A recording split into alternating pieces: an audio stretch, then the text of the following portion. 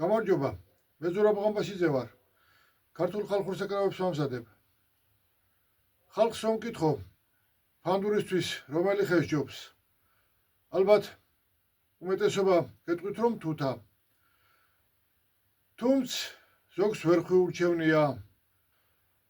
ზოგს ნეკერჩხალი მოსწონს, ზოგს ჭერამი.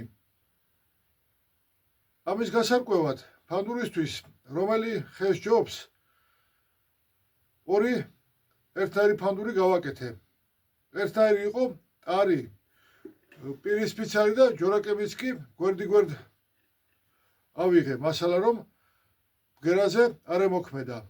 და ერთი ფანდურის მუცელი, ვინც ჩემ ფანდურები იციან რომ მუცელს 5 ფიცრით ვაწყობ.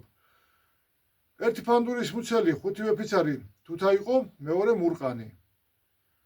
ეს ვიდეო ჩემ Facebook გვერდზე დავდე, ქართული საკრავები. სათაურით ფანდურებს მოვუსმინოთ. მეოთხე ნაწილია ეს.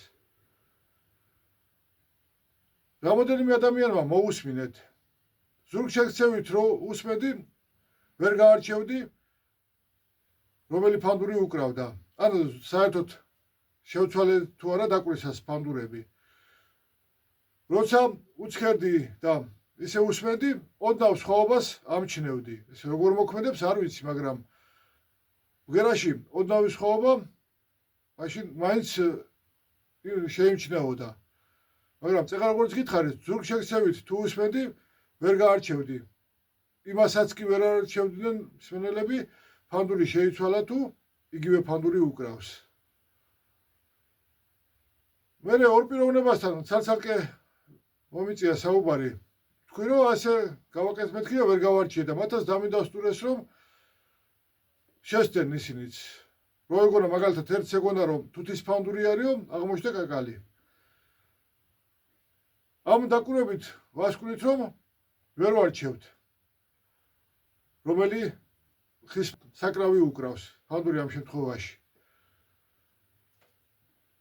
ესეთი რამ გადავწყვიტე. ფანდური გავაკეთე, რა თქმა უნდა არ ვიტყვი, მუცელი რა არის.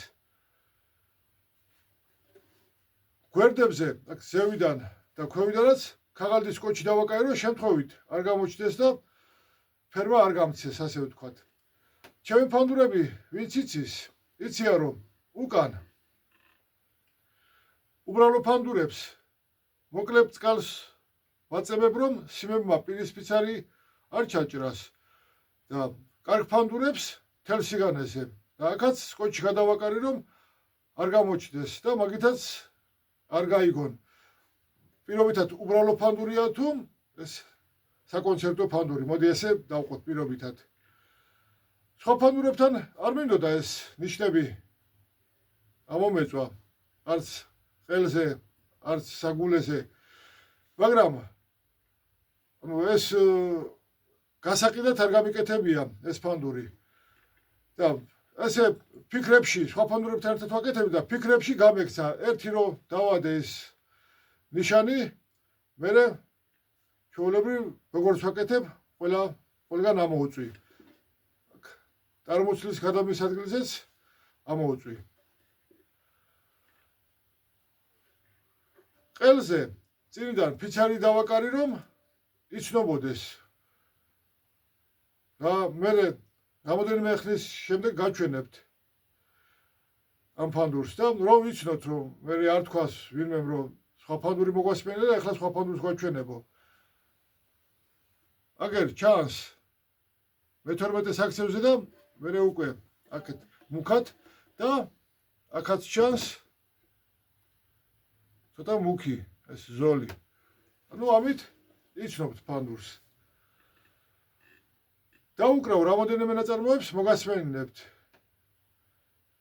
კი ვამბობ ხოლმე რომ ჩანაწერით საკრავის შეფასება მაინც ისე ვერ გადმოსცემს ჩანაწერი ბგერას, როგორც ცოცხლად რომ მოусმინო, მაგრამ მაინც ისმის როგორი ხმა აქვს ფანდურს.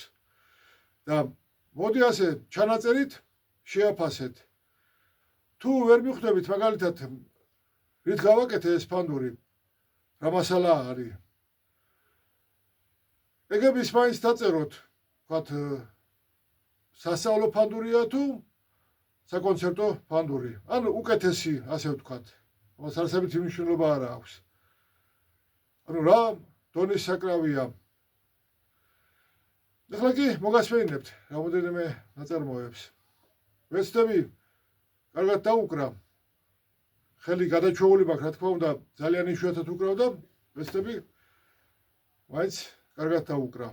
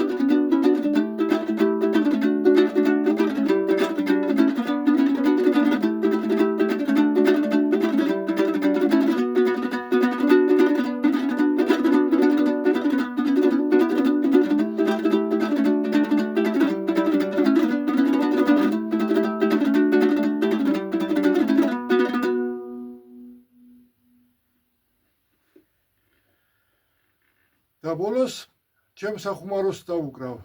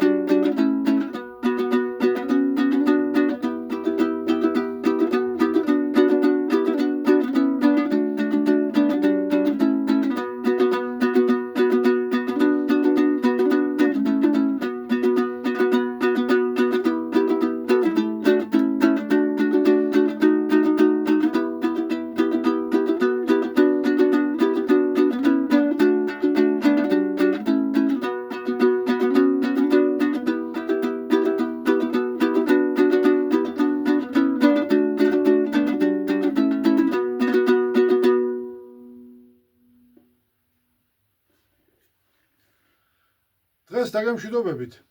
ვერი თქვენ შეფასებებს. კარგად ბრძანდებოდეთ.